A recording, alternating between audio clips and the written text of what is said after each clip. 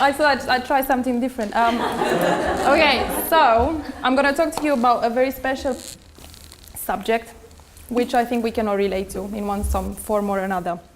That special subject is love. I think you all agree it's one of the most wonderful, life-affirming, exciting, and yet pain-inducing, confusing, and complicating things in life. I should know that. About 3 years ago, I was in an East London pub with a certain gentleman. I was convinced he was the right guy for me. And when he told me he wasn't looking for a relationship, I made a complete spectacle of myself, trying to convince him otherwise. That didn't go down very well. The problem with that was that it wasn't the first time I was doing that. And so that very night, I went into the ladies, same pub, and I looked at myself in the mirror. And you mentioned about looking yourself in the mirror, and I relate to that very much, because I did look at myself in the mirror that night, and I thought, this can't go on like this, I've got to do something about it. What I was going to do about it, I wasn't quite sure at the time, but it occurred to me a while later that, since I'm successful at my job, I'm a project manager, I can do things, maybe I can project manage love into my life. Anything is possible. So like any professional project manager, I had to give myself a timeline. So I decided I'm going to give myself 1 year to find someone and be in a committed relationship with. And after figuring out how much time I needed, then I had to sit down and write some objectives for myself. Now, my objectives were twofold, because on one hand I had to consider who I was, but who I wanted to be as well. And so I sat down, took a piece of paper, and wrote down who I wanted to become at the end of this year. And I wanted to be more confident, I wanted to be more comfortable in my own skin. I wish to say I want to be more beautiful, but that I couldn't do. So if I could be just happy with the way I was, that would be great. Thank you, God. I wanted to be just strong, more self-assured, more, capable of saying yes or no, and just kind of managing a relationship. And also, I wanted to stop being the woman who needed a man and become the woman that a man needed. And I wrote that down and I pinned it down on my wall. And I took another piece of paper and I thought, what kind of guy deserves that woman that I'm not there yet, but I know I will be? So I wrote down who I wanted the man that I was going to be in a relationship with to be like. So I wanted him to be respectful, kind. Most importantly, I wanted him to see and bring out the best in me. I think that's a very important thing. You probably all know how easy it is to become a worse version of yourself if you're in the wrong relationship. And it would be nice for him to be good looking and everything else, but I could live with a few of the shortcomings. So just like in business, I sat down and I developed a clear vision of where I wanted to be. And once I did that, I proceeded to first phase of my project, research. Perhaps some of you know a few of these books, I'm sure some of you have a guilty pleasure. So I think you agree that there's so much noise around us in anything. For example, I don't know, you're researching a certain subject, everyone's got something to say about it, and starting with your family and friends to the television, popular culture, internet, everyone has something to say about it, and especially love, everyone knows better than you. So I had to kind of zone that noise out and focus on studying what was available, ignore all those comments like, oh, romance is dead, and London, everyone's so busy, nobody's got time for a relationship, and all men are gay or taken, or all of that stuff, which I secretly believed, of course. So I ordered a bunch of books, psychology, biology, self-help, as you can see, even feminism. I needed to figure out what was the problem. I mean, I was 33, had been single for 6 years. How the hell somebody is single for 6 years in a city of 8 million people? you wonder, as it is. But the conclusion of... Yeah, she's not bad looking either. How the hell that happened?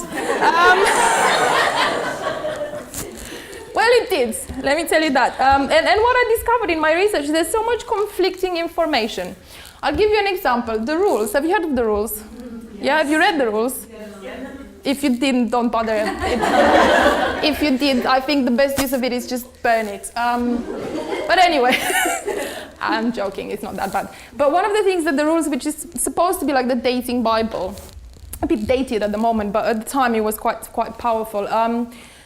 They're very strong on not letting a woman be the initiator. So you're not supposed to initiate eye contact. Don't show a guy you're interested. If anything, turn around. Don't say anything about yourself. Have that mysterious edge. Now the research shows that is complete and utter bollocks. If you are ever going to be in a committed relationship, then you're probably best to ignore those rules. For example, eye contact. If you haven't met someone before, it's the first thing you can do to establish a certain level of communication, open a channel of communication. And revealing things about yourself as well. You've seen how great it is when you hear these personal stories. You kind of feel like you've befriended this person and you know more about them than you did when you first started. And that also helps establishing a level of intimacy. And last but not least, dating, online dating. Have you ever done it? It's great, isn't it? The rules say never contact a man online. Let him contact you. I once watched a TED Talk by a lady called Amy Webb. She's written a book called Data, A Love Story. She's a digital strategist. And she came up with this matrix and these sort of strategies. And she's completely behind women contacting men online. It's fine. She actually was the one who contacted her future husband. And as a result, everything's great. Anyway, the thing is, when you study so much information, at some point you kind of want to know more, you feel you're not ready. I thought, bloody hell, I know nothing about this. Wow, it's going to take me a while. But, they say start before you're ready. So after researching some of the most important titles, I decided, okay, I'm going to have to just go ahead with it because, fear not of perfection. We're never going to reach it, so I might as well just get on with it. And so I proceeded with implementation. Phase 2 of my project. I made a few of my own rules, as you can see. First of all, I had to go out and create and optimize a kick-ass online dating profile. So, like in any project, I had a focus group. I had people, feedbacking on, you shouldn't say this, should say that. Picture, I had to find a good picture. My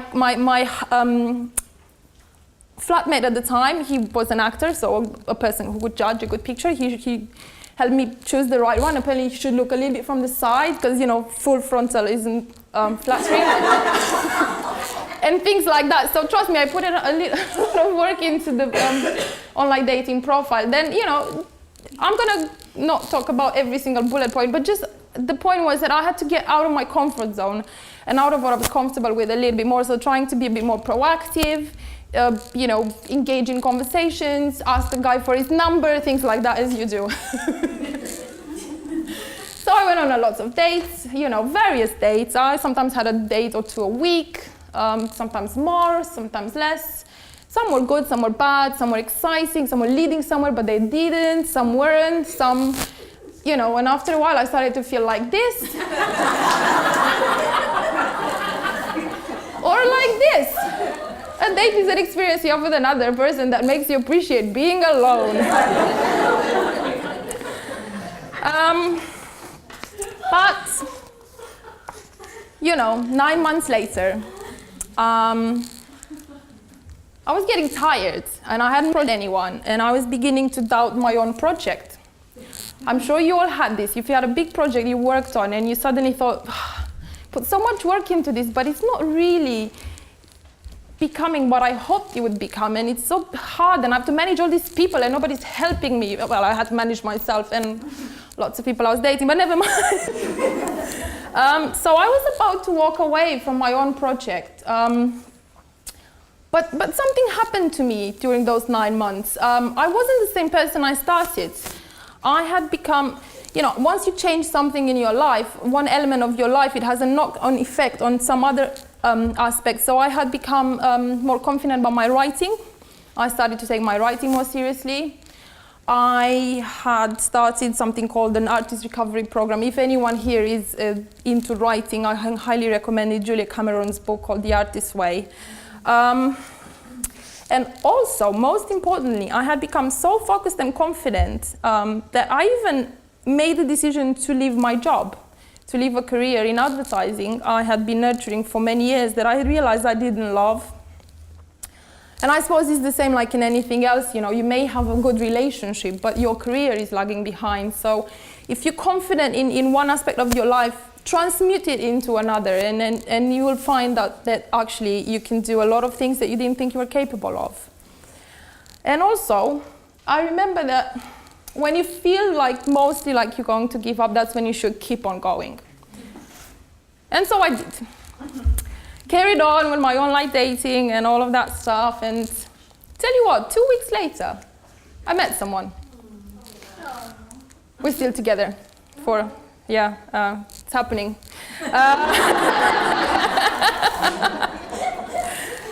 But anyway, what I'm trying to tell you is that, I've been researching something like love, which, it's a crazy thing to do, but it's what I did. But there are a few things I've learned during this project that I like to share with you, but I like to share them with a little story each. I don't know if you've ever seen a film called Paris, Je t'aime. It's a beautiful film. It's from 2006. If you have the chance, do watch it. But I'm glad you haven't, because I can tell you all about it.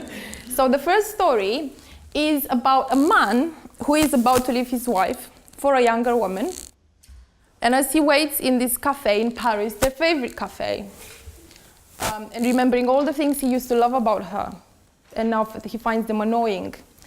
He's thinking, how is he going to break the news? And then his wife comes in wearing a red coat, the same red coat she said she's going to get rid of, and she never does, and sits down opposite him, and he's about to break the news, but she's got news of her own. She tells him she's got leukemia. So what is he going to do? He decides to do the right thing. So he stands by his wife, becomes a very dedicated, careful husband, and cares for her for the last days of her life, until he realizes he falls back in love with her. And even after she passes away, that sentiment is so strong, he can't deny it. And the reason why I'm telling you this story, and what I want you to take away from it, is that consistent action always brings results. The fact that just like in business, even love is something you invest in a little bit every day, and before you know it, it becomes so strong. You're going to stand by someone with all your being. And also, what makes me think about is that sometimes, you look at something and it feels, it's not working out, you feel stuck in a rut. Maybe you're disappointed with how things are turning out, but what's most important is that perhaps what you need to do is just shift the way you look at things. And that's what I'd like you to take away from this particular story. The second story from the same film is not as dramatic.